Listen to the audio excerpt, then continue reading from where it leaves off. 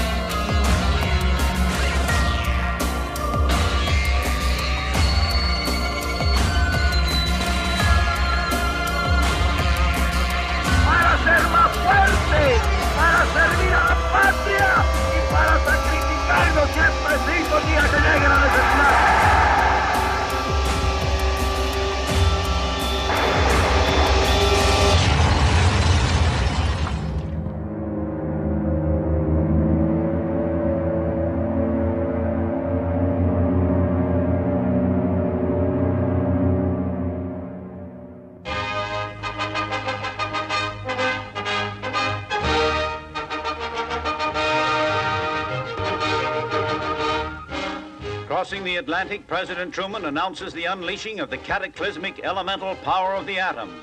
A short time ago, an American airplane dropped one bomb on Hiroshima and destroyed its usefulness to the enemy.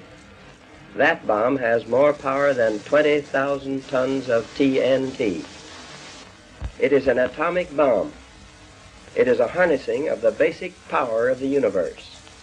The force from which the sun draws its power has been loosed against those who brought war to the Far East. We have spent more than $2 billion on the greatest scientific gamble in history. And we have won. And we have won. And we have won. Pocos meses después del discurso del presidente Truman y de la destrucción de Hiroshima y Nagasaki con bombas atómicas, la Argentina iniciaba su propio plan nuclear. Solo Estados Unidos sabía cómo liberar la enorme energía contenida en los átomos. La Unión Soviética todavía no había logrado detonar una bomba A. En 1947, la revista estadounidense de izquierda liberal The New Republic publicaba una información alarmante. La Argentina está preparando un plan militar secreto buscando la bomba atómica que no puede pasar inadvertido dado el potencial económico del país. También destacaba la posible emigración hacia ese país del famoso físico alemán y premio Nobel Werner Heisenberg. El semanario planteaba cómo un país ajeno a los conflictos internacionales podía modificar los equilibrios entre las grandes potencias de posguerra por primera vez. Era posible que las potencias triunfadoras permitieran que un país como Argentina, que había declarado la guerra al eje pocas semanas antes de su derrota, desarrollara un plan independiente de energía nuclear que nadie, fuera de los Estados Unidos, poseía. Era tolerable que los avances en tecnología atómica de la Argentina se debieran a la cooperación de científicos alemanes del extinto Tercer Reich. ¿Acaso la tercera posición que proclamaba el general Perón, equidistante del capitalismo y el comunismo, encubría un posible cuarto Reich en América del Sur? ¿Por qué la propaganda oficial de los Estados Unidos hizo todo lo posible por identificar a Perón con los nazis? ¿Hasta qué punto Perón, las Fuerzas Armadas argentinas y la población civil simpatizaban con el nacionalsocialismo? El plan nuclear argentino incluía también el desarrollo de una bomba atómica, aquella que no llegó a lograr Adolf Hitler.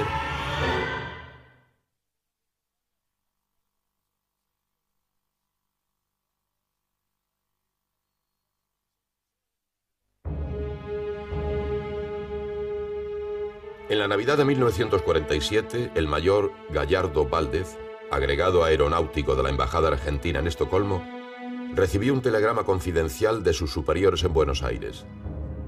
En escuetas líneas se le ordenaba olvidar su destino inicial en la embajada en Moscú y se le indicaba viajar en misión secreta a Oslo, donde el cónsul argentino le entregaría a 3 ciudadanos alemanes a quienes debía trasladar a la Argentina con pasaportes falsos. El mayor Gallardo Valdez era antiperonista y se había rehusado a formar parte de la logia militar secreta GO, de la que Perón era uno de los jefes, pues consideraba que se trataba de una facción nazi. Sin embargo, a él se le encomendó la misión secreta. Después de la Guerra Mundial, Perón tenía un gran interés en los cerebros alemanes. Tenía un interés en técnicos, en profesores de universidades, en ingenieros. Y para ellos, la Argentina tenía una puerta abierta. Él fue muy activo, o su gobierno fue activo, en tratar de reclutar científicos e ingenieros alemanes para desarrollar fábricas argentinas de armamento y municiones. Eso es muy claro. Hasta podría darles los nombres, si quisiera, de unos 200 ingenieros alemanes que fueron traídos a un costo considerable para que participaran en diferentes actividades.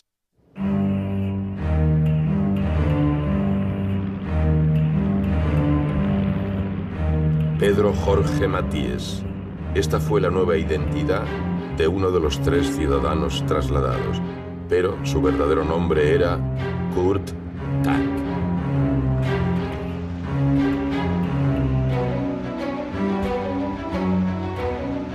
Como el famoso ingeniero aeronáutico Kurt Tank había desarrollado los más modernos aviones a reacción del Tercer Reich, su deseo era refugiarse en América del Sur para no entregar sus conocimientos a los Estados Unidos o, peor aún, a la Unión Soviética. Daba la impresión que mi padre no...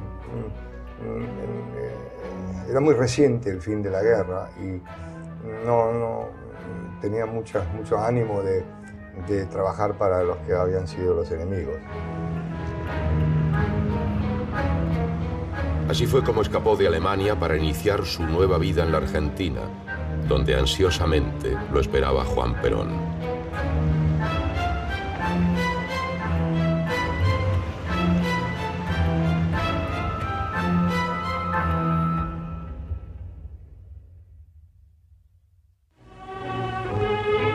Fecha memorable en la historia de la patria. Se abre el camino para la reconstrucción nacional. Se defiende al pueblo que trabaja creando la Secretaría de Trabajo y Previsión. Hace su cargo al frente del nuevo organismo del Estado el coronel Juan Perón. El coronel Perón tuvo un meteórico ascenso en la dictadura militar establecida en 1943. Desde la Secretaría de Trabajo pasó al Ministerio de Guerra y luego a la Vicepresidencia de la Nación. Pero fue a partir de su breve caída en octubre de 1945 y su retiro del servicio activo que Perón organizó un partido laborista a través del cual ganó las elecciones presidenciales en febrero de 1946. Buena parte de su campaña presidencial había sido financiada por Ludwig Freude. Freude ayudó también financieramente a la campaña electoral de Perón y quizás en otra forma también que no se conoce. Durante la guerra, Freude había apoyado al Tercer Reich y antes, durante y después de la catástrofe nazi, era una conexión primaria entre los alemanes y el cada vez más influyente coronel Perón. Bueno, Ludwig Freude fue siempre la especie de representante del Partido Nacional Socialista Alemán y que tuvo un cargo, digamos, muy alto del nacionalsocialismo alemán acá. Apenas asumió el gobierno, Perón designó al frente del flamante servicio de inteligencia del Estado al hijo de Ludwig Freude, Rodolfo, quien también fue miembro de la Comisión Peralta, cuya tarea era facilitar refugio al peculiar flujo inmigratorio alemán de posguerra. Esta comisión dependía del jefe de la Dirección Nacional de Inmigraciones, un antisemita llamado Santiago Peralta. También participaban de la misma Juan Duarte, el hermano de Eva Perón y secretario privado del presidente, y el ex capitán de las SS, Jorge Alberto Carlos Pfundner. Sugestivamente, Juan Duarte y Pfundner dirigían la agencia de viajes Via Nord, creada para traer a los criminales de guerra refugiados en Suecia, Dinamarca y España. Los refugiados con frecuencia viajaban en los barcos del empresario naviero argentino Alberto Dodero, mecenas de Aristóteles Onassis y gran amigo del matrimonio Perón. Tal era la amistad de Alberto Dodero con Juan y Eva Perón que el empresario corrió con todos los gastos del viaje de la mujer del presidente por Europa en 1947 y hasta llegó a acompañarla en la gira. 2 décadas más tarde, en una entrevista con el periodista y escritor Tomás Eloy Martínez, grabada en 1970, Perón admitió con franqueza que había ayudado a los alemanes a refugiarse en Argentina. Mucho antes de que terminara la guerra, nosotros nos habíamos preparado ya para la posguerra. Les hicimos saber a los alemanes que les íbamos a acabar la guerra para salvar miles de vidas. Cuando terminó la guerra, estos alemanes útiles nos ayudaron a levantar nuevas fábricas y a mejorar las que ya teníamos. Y de paso, se ayudaron ellos mismos. Inmigrantes alemanes no tenían ninguna dificultad de entrar en la Argentina. Aunque la emigración de Europa fue ilegal, la inmigración normalmente era legal o, digamos, semi-legal.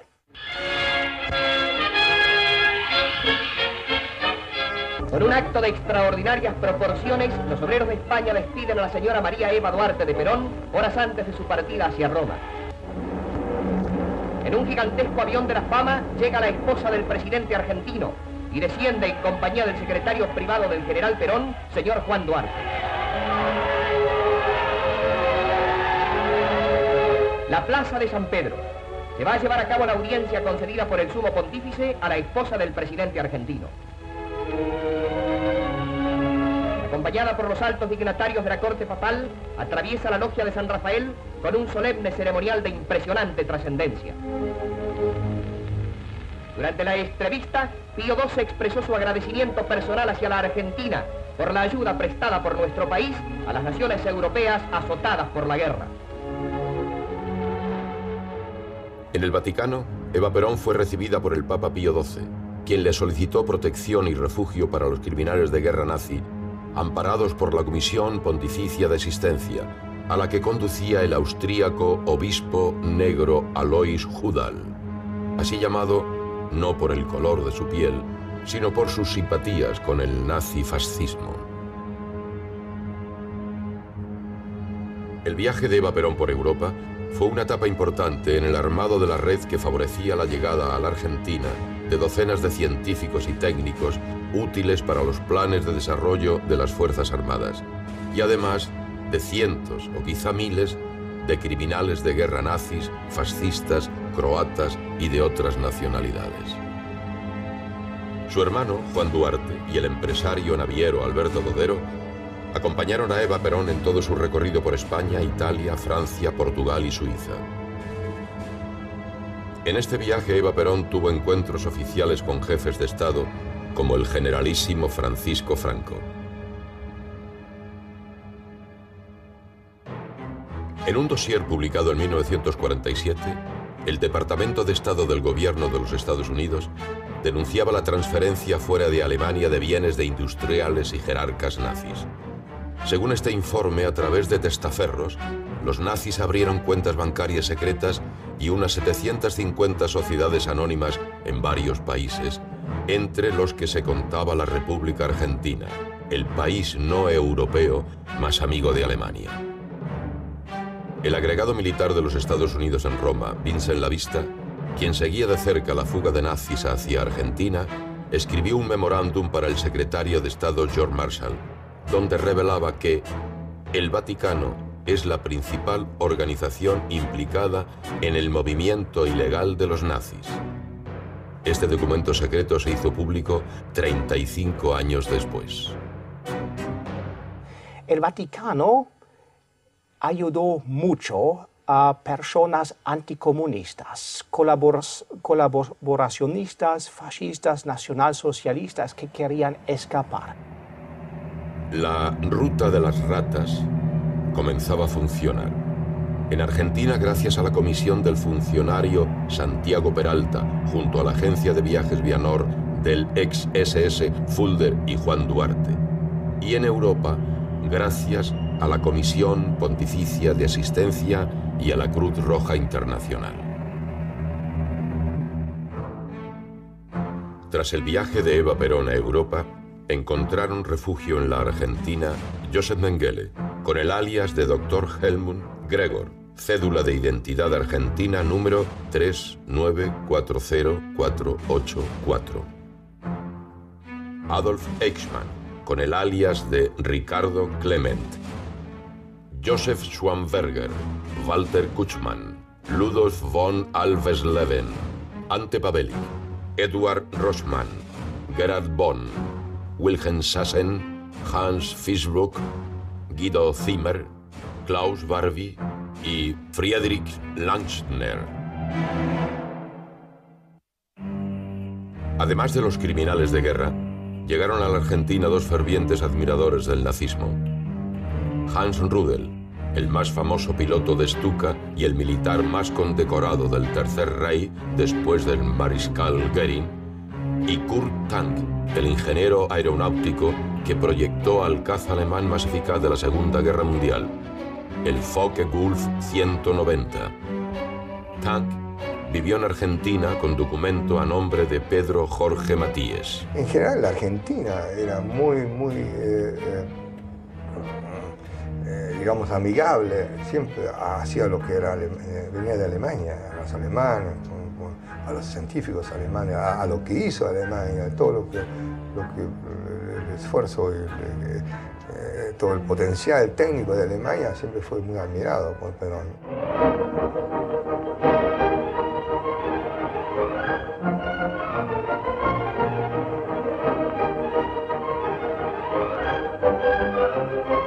Mientras los pueblos de vieja historia viven la tremenda incertidumbre de un futuro de muy remotas perspectivas de paz y felicidad, en América una nación resuelve el insoluble problema acudiendo al patriotismo de sus gobernantes y a la fe inquebrantable de sus hijos. En enero de 1945, la dictadura militar, cuyo hombre fuerte era el coronel Perón, creó la Fuerza Aérea Argentina. La fuerza se equipó con aviones importados fundamentalmente de Inglaterra a modo de pago de las deudas pendientes de este país con Argentina. Pero el régimen militar deseaba desarrollar una ingeniería propia. Con esta motivación contrató al ingeniero aeronáutico Kurt Tank, quien comenzaba a trabajar en el Pulky 2, basado en el proyecto del Focke-Wulf TA-183. La nueva creación voló a partir de 1950.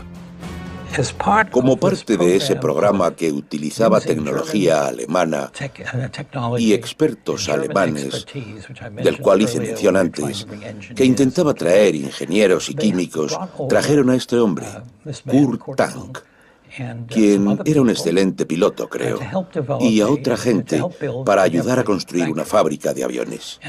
Produjeron algunos prototipos de aviones.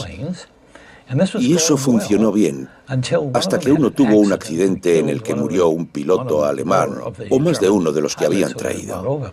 Pero mi padre siempre lo voló y nunca pasó nada. Él era... Bueno, mi padre era realmente era la combinación ideal de un constructor de aviones, ¿no? Porque era el único de los constructores alemanes que volaba, y eso es una gran ventaja, porque él sentía la aerodinámica del avión y lo podía...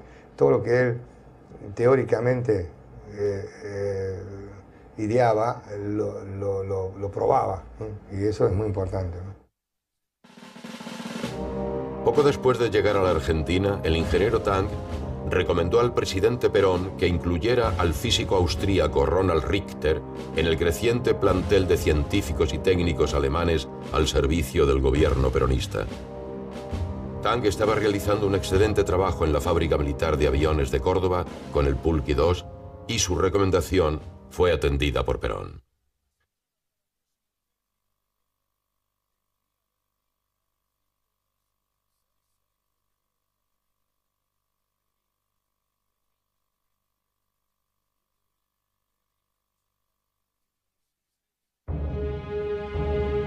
Nacido en Austria en 1909, Richter contó con su propio laboratorio antes de ingresar a la Universidad de Praga, de la que egresó en 1935.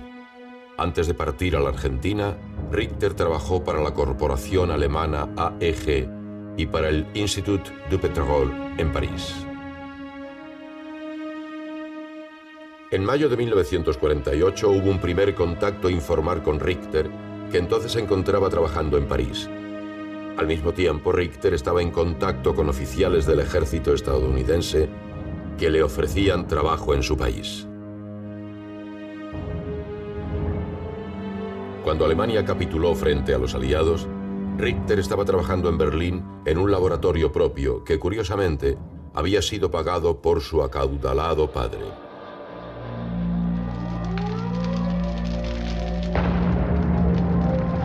Antes que los rusos ocuparan la capital del Reich, Richter destruyó el laboratorio con ayuda de su colaborador Heinz Jafke y se refugió en la zona de ocupación de Estados Unidos, donde el teniente coronel Elmer Stahl se interesó por sus trabajos.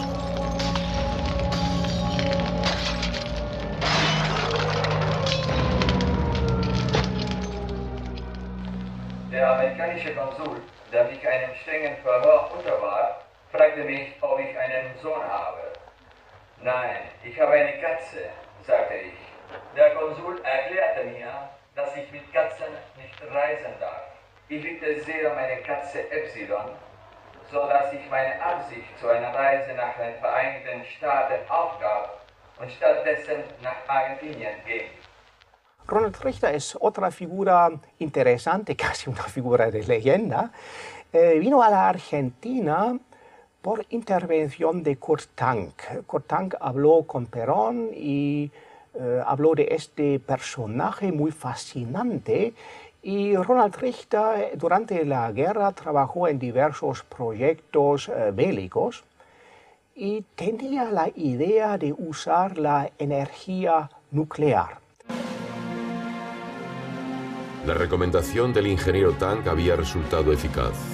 Apenas una semana después de llegar a Buenos Aires, el 24 de agosto de 1948, el científico fue recibido en la Casa Rosada por el propio presidente Perón. Lo que Richter le vino a decir a Perón es que él tenía una forma de producir energía mediante el proceso de la fusión en forma controlada. La reunión tuvo lugar en el despacho presidencial y a ella asistieron, además de Perón y Richter, el ingeniero Tank y el secretario de la Aeronáutica Militar, el brigadier mayor César Ojeda. Ojeda me contó detalles y uno de los detalles me decía, yo no puedo juzgar porque no soy físico, pero que era muy convincente, Richter, con aplomo y confianza en sí mismo, le explicó a Perón sus ideas sobre la utilización de la energía atómica. Perón no sabía nada de física, pero Richter sabía explicarse con metáforas didácticas. Ich schlage vor, eine winzige Sonne zu schöpfen. Die unendliche Energie der Sonne entsteht durch die thermonuklearen Vorgänge, die Wasserstoff als Brennstoff benutzen. Das in der Natur reichlich vorhandene Element. El Sol produce la energía que produce mediante este fenómeno que llamamos fusión. El combustible es básicamente hidrógeno y otros elementos livianos que son los más abundantes en la naturaleza, que al fusionarse desencadenan un proceso que después da lugar a mucha energía, Richter insistía en que las reacciones termonucleares de fusión brindarían energía virtualmente ilimitada y barata. Wir können unsere Arbeiten mit den Atomen mit denselben Verfahren welches die Amerikaner anwenden beginnen. Aber wir brauchen ungefähr 6.000 Millionen Dollar.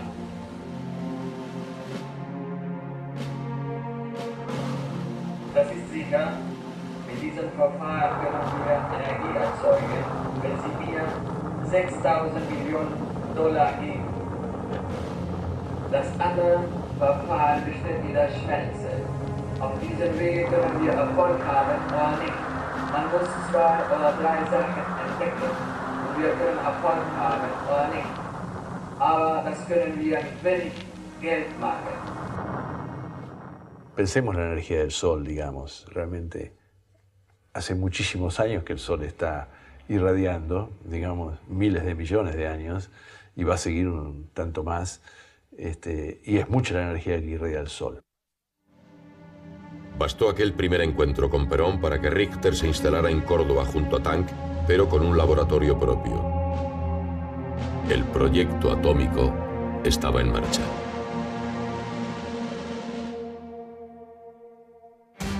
En Córdoba, Richter trabajó sin mayor novedad por unos meses.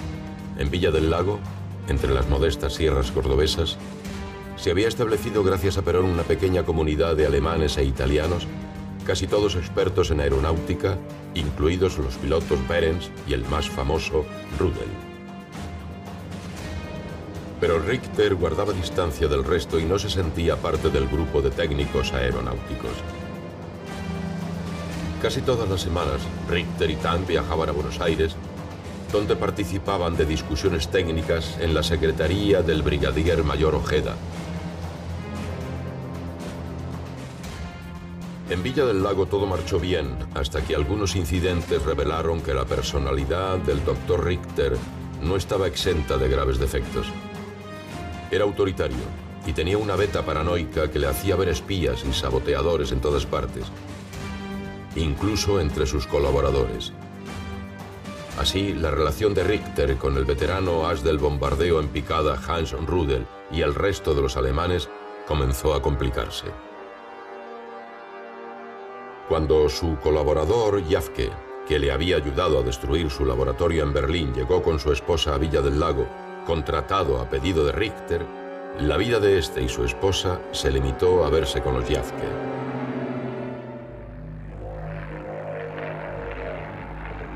No había un buen clima humano en torno al líder del proyecto atómico argentino, a punto tal que Hans Rudel, ante la sorpresa de sus amigos nazis Behrens, Mildebrandt y Kallenbach, llegó a proponer que Jafke habría que atarle una bomba debajo del auto.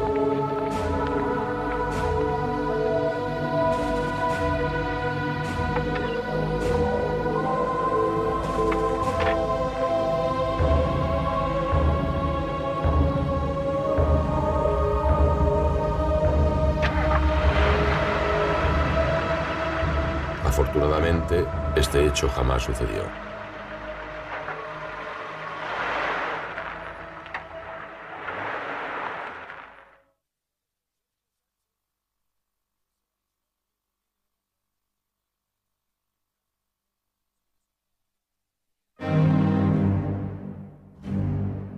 A principios de 1949 se produjo un incendio en el laboratorio de Richter que, de acuerdo a la investigación policial, fue causado por un cortocircuito. Sin embargo, el físico lo interpretó como un acto de sabotaje. Debido a esto, el episodio dio lugar a la intervención de la Policía Federal, algo que molestó a las autoridades aeronáuticas. Lanzando acusaciones de espionaje, Richter se negó a seguir trabajando en Villa del Lago. Se supone que no era un sabotaje, digamos. Nadie pudo probar por sí o por no, pero simplemente era un cortocircuito. El incidente llegó pronto hasta los oídos de Perón, quien resolvió que el escándalo en el Instituto Aeronáutico en Córdoba no debía interferir con sus planes atómicos. Para solucionar el problema, Perón recurrió a un antiguo camarada de la logia GOU que lo había llevado al poder, el coronel Enrique González. González había recibido entrenamiento militar en Alemania y, como oficial adscrito a la Wehrmacht, había estado en el frente de batalla a las órdenes del general Heinz Guderian. El coronel Enrique González conocía a Perón desde 1917, época en la que habían compartido un mismo destino militar.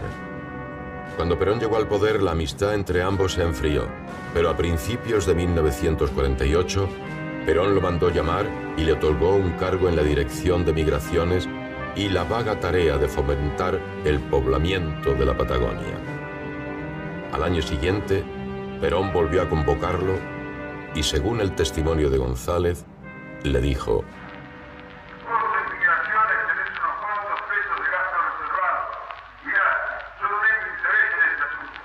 Entonces Perón lo informó acerca del plan secreto para obtener energía nuclear de fusión y los problemas que tenía con Richter.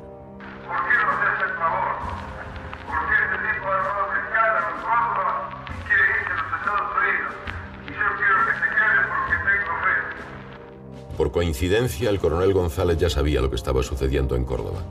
Su hijo, un teniente de aeronáutica, estaba destinado en el instituto y, gracias a que hablaba inglés y alemán, obraba de intérprete de los extranjeros recién llegados.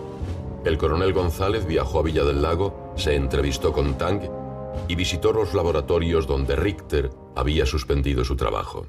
Richter consiguió todo lo que pedía, fuera caro, muy caro o extremadamente caro. Perón deseaba que Richter trabajara en libertad y con todos los medios necesarios. Así se creó un grupo dedicado a la búsqueda de un emplazamiento adecuado para un nuevo laboratorio. El propio Richter, con Kurt Tang, el brigadier mayor Ojeda y el teniente González participaron en la búsqueda. Sobrevolaron parte del territorio argentino y en particular la Patagonia, que era el territorio favorito de Perón.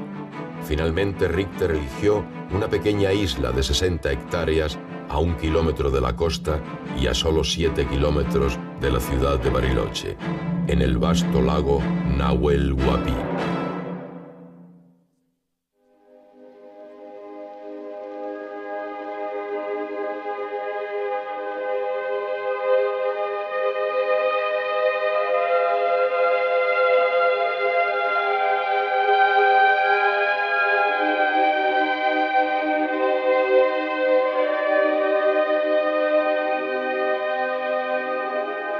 Reichlich reines frisches Wasser zur Abkühlung, keinen Staub, der die Apparate und Instrumente stören könnte, und einen Ort, wo man geheime Arbeiten hüten kann. Ese lugar era la isla Huemul.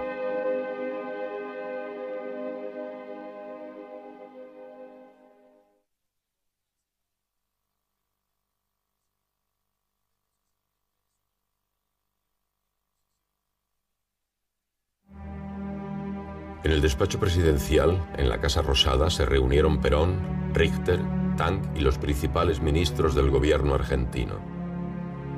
También participó de la conferencia August Siebrecht, un empresario alemán que había sido expulsado de Chile en marzo de 1945, acusado de espiar a favor del Tercer Reich y acogido por Perón como asesor y colaborador en la búsqueda de científicos y técnicos alemanes para la Argentina. Mi padre era como un nexo y muchas veces lo consultaron porque él tenía un buen contacto a través de otras personas interpuestas con Perón, que era el doctor Siebrecht, ¿no? Perón explicó el proyecto atómico de Richter a los presentes y comentó que una de las aplicaciones prácticas sería un motor atómico para submarinos. Finalmente, designó al coronel González al frente del secreto Plan Nuclear Argentino. Los planos de las obras, bajo las órdenes de Richter, ya estaban en marcha.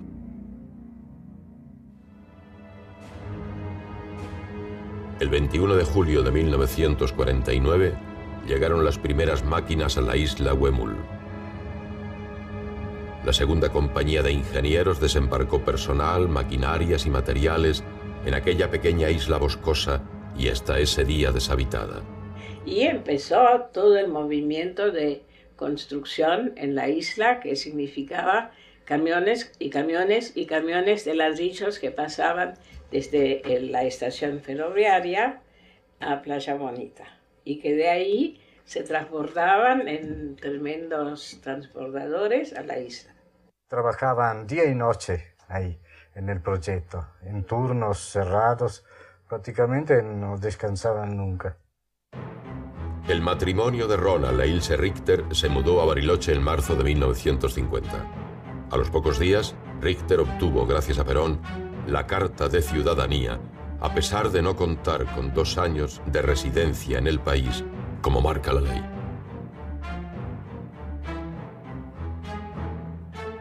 En la isla había 400 personas trabajando. Los lanchones cruzaban el estrecho lago que la separaba de Playa Bonita con camiones cargados de maquinarias y materiales.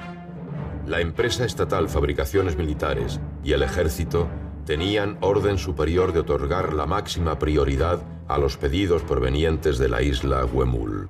Un momento en el país que escaseaban bolsas de cemento y ladrillos porque todo se iba para la isla Huemul, de manera que eso implicaba un movimiento muy grande en toda la Bariloche. También la Fuerza Aérea dispuso de maquinaria propia. El comandante Blasón, piloto a las órdenes del coronel González, realizó incontables vuelos a Bariloche desde diversas ciudades de Argentina. Y se llevaron a cabo vuelos especiales a Gran Bretaña, Estados Unidos y otros países para introducir en secreto los materiales estratégicos que Richter necesitaba. Un memorándum del coronel González afirmaba que la mitad de los materiales y equipos necesarios se consiguieron de contrabando. Aparatos importados de la Philips, de Europa, especialmente de Holanda, aparatos que nunca se hubieran podido conseguir normalmente. Al poco tiempo de haberse instalado Richter en la isla, el general fue a inspeccionar el lugar junto a su esposa Eva. El 8 de abril de 1950 el matrimonio llegó a Isla Huemul. El presidente quedó positivamente impresionado por las obras. Una platea de hormigón de 20 metros de lado, sobre la que se levantaba el encofrado de madera para los muros del futuro reactor de grandes dimensiones, lo dejó impactado. Los noticieros radiales y cinematográficos y los periódicos de la época controlados por Perón no se hicieron eco de la visita presidencial al lugar más secreto del país. Aunque los trascendidos sobre un proyecto especial que se generaba allí ya se escuchaban más allá de la ciudad de Bariloche. Fue una visita corta, no, en realidad nadie hablaba de eso, no. El dinero que demandaba el proyecto de la isla Huemul ya no se podía justificar como gastos reservados de la Dirección de Migraciones que conducía el coronel González. Para justificar estas erogaciones, Perón firmó el decreto 10.936 que creaba la Comisión Nacional de Energía Atómica, cuyo primer presidente era él mismo y el secretario general el propio coronel González. La firma de Perón no despejó, sino que confirmó las sospechas que flotaban en Buenos Aires, Washington y Río de Janeiro. Desde Brasil, el político radical en el exilio, Agustín Rodríguez de Araya, denunció en una nota recogida por la Folha da Manhã de Sao Paulo que el gobierno argentino buscaba la bomba atómica y que el enunciado pacífico del decreto que creaba la CONEA era un telón que pretendía ocultar la ambición hegemónica de Perón. La tercera posición declamada por Perón pretendía una Buenos Aires equidistante de los polos de la Guerra Fría entre Washington y Moscú, como si aquella Argentina autoritaria, católica, militarista y sindicalista fuera para el resto de la humanidad una alternativa digna de consideración entre el capitalismo liberal y el comunismo totalitario. Para afianzar esta declamación de independencia era necesario algo más que las reservas acumuladas por el Banco Central durante la guerra. Había que emular los logros del fascismo y del nacionalsocialismo que el capitán Perón había visto con sus propios ojos entre 1938 y 1941. Perón tenía una línea nacional socialista. Acordémonos que el partido nazi se llamaba nacionalsocialismo, un socialismo nacional. Tal vez cuando llegó al poder con sus ideas, Él deseaba poder moverse con continuidad en esa dirección. Perón admiraba esta forma de solución. Para él no fue adaptable uno por uno a la Argentina, pero quizás parcialmente. Perón copió la nacionalización de varias empresas, el control estatal de los sindicatos, el turismo obrero y la idea novedosa de crear una Secretaría de Cultura de la Nación. Cuando por fin tomó todo el poder en 1946, no admiraba ni a los Estados Unidos, ni a Gran Bretaña, ni a la Unión Soviética, ni a Francia. La Italia y la Alemania que había admirado hasta poco antes estaban de rodillas, invadidas y bombardeadas. Para establecer su patria libre, justa y soberana, y con criollo cinismo para no ofender a los triunfantes, Perón aprovisionó a su país de todo lo que pudo rescatar del naufragio del eje Roma-Berlín.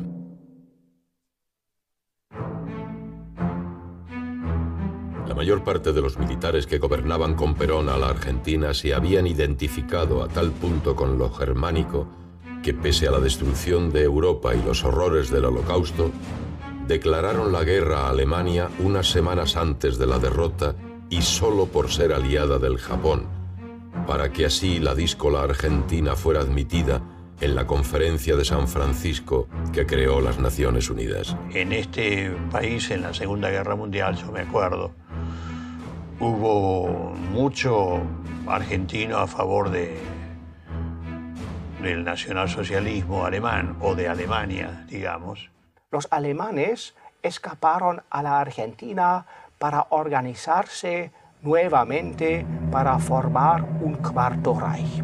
Fue una propaganda intensa por parte de los británicos y en esta propaganda figura también la Argentina como un campo de futuro batalla. Los que creían esta propaganda fueron los Estados Unidos. El Focke-Wulf TA-183 renacía en las Pampas como Pulqui 2. El as de los bombarderos en picada, Hans Rudel, cooperaba en la construcción de las fuerzas armadas más poderosas de Sudamérica. El flamante servicio de inteligencia de la Casa Rosada era conducido por el hijo de un alemán de fuertes conexiones con el nazismo. El proyecto atómico argentino, nominalmente pacífico, era dirigido por un físico austríaco que había trabajado en el Tercer Reich. Perón ya soñaba en voz alta con un submarino de propulsión nuclear de industria argentina. También con la bomba atómica celeste y blanca.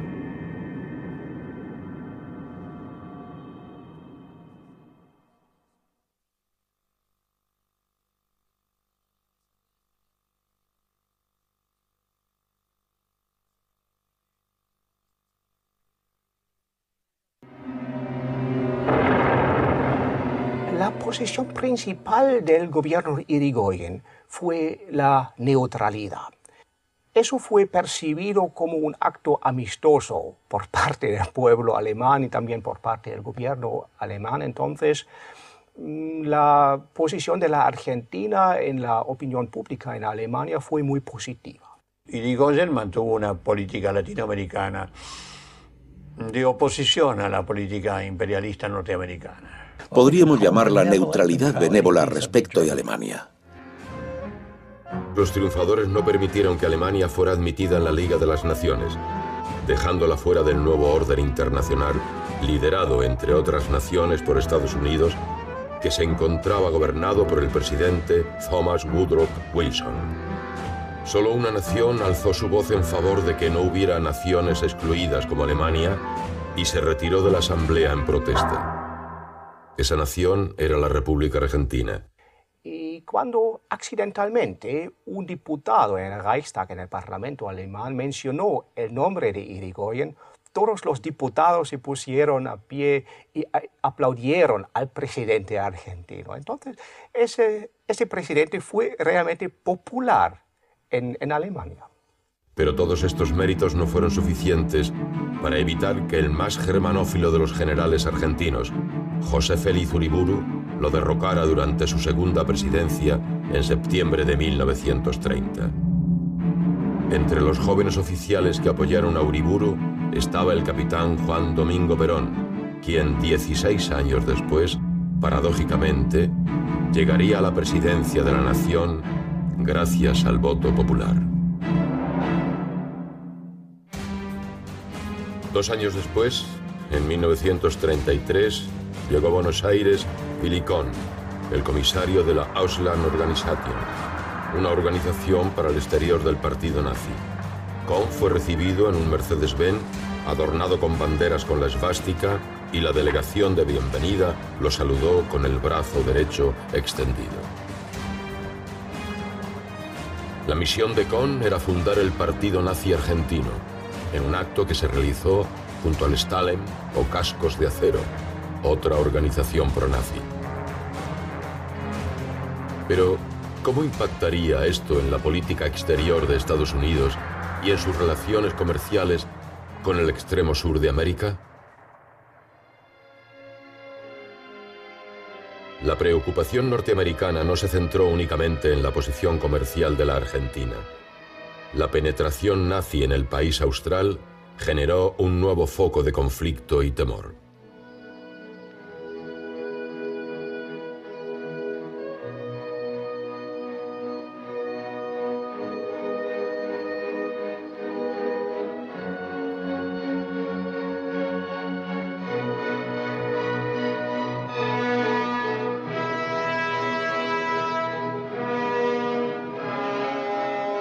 Tal era el afianzamiento del Partido Nacional Socialista en el país que en la propia Alemania se promocionaba a la Argentina como una nación amiga.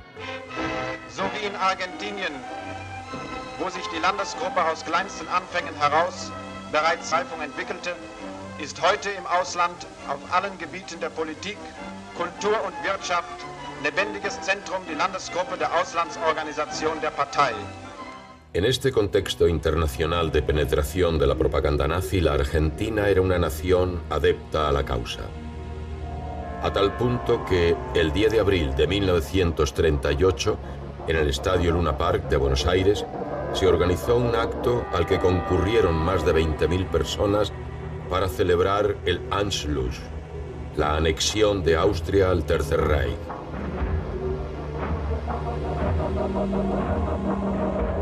Fue la demostración pública más importante que realizó el nacionalsocialismo fuera de Alemania. El principal orador del acto fue el jefe del partido nazi en Argentina, Alfred Müller. Yo fui con mi madre. Mi padre estaba en el podio dando los discursos. Quizás en ese momento dijeron todos con el mismo ideal, con la misma idea política, que no era así tampoco.